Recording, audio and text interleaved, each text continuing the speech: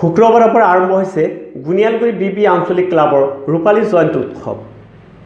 বৰপেটা জিলাৰ অগ্ৰণী বেচৰকাৰী অনুষ্ঠান বিবি আঞ্চলিক ক্লাবে সগৌৰৱে 25টি বছৰ অতিক্ৰম কৰাত 26, 27 আৰু 28 ফেব্ৰুৱাৰী তিনিদিনীয়া বৰ্ণাঢ্য কাৰ্যসূচীৰে আৰম্ভ হৈছে ৰূপালী জয়ন্তী উৎসৱ।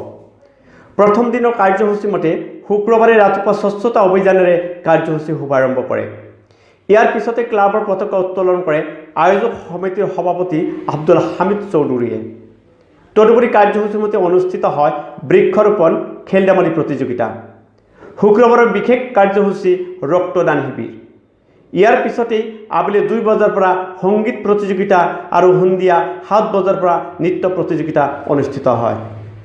ৰূপালী জয়ন্তীৰ সমূহ কাৰ্যসূচী সাফল্যমণ্ডিত কৰিবলৈ আয়োজক সমিতিয়ে ৰাইজলৈ আহ্বান জনাইছে।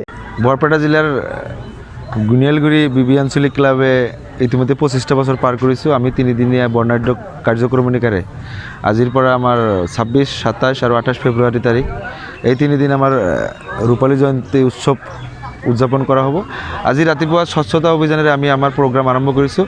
তাৰপিছত আমাৰ এই ক্লাবৰ পতাকা উত্তোলন হৈছে, বৃক্ষৰোপণ কাৰ্যসূচী আছিল, খেল ধেমালি ইতিমধ্যে আৰম্ভ হৈছে।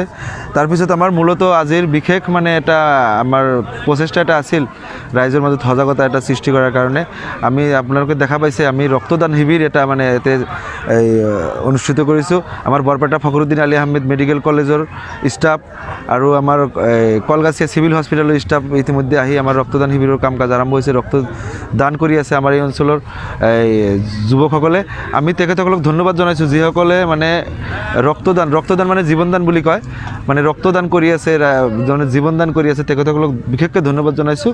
আৰু আমাৰ যিসকল কৰ্মকৰ্তাই এই ৰক্তদান শিবিৰৰ কৰ্মকৰ্তা তেখেতসকলক মই বিশেষভাৱে ধন্যবাদ জনাইছোঁ।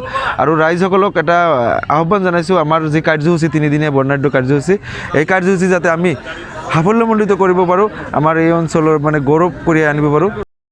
আমি বিবি আঞ্চলিক ক্লাবৰ ৰূপালী বৰ্ষ উদ্বোধন কৰাৰ কাৰণে উন্মোচন কৰাৰ কাৰণে আমি তিনিদিনীয়া কাৰ্যসূচী হাতত লৈছোঁ 26, 27, 28 ফেব্ৰুৱাৰী।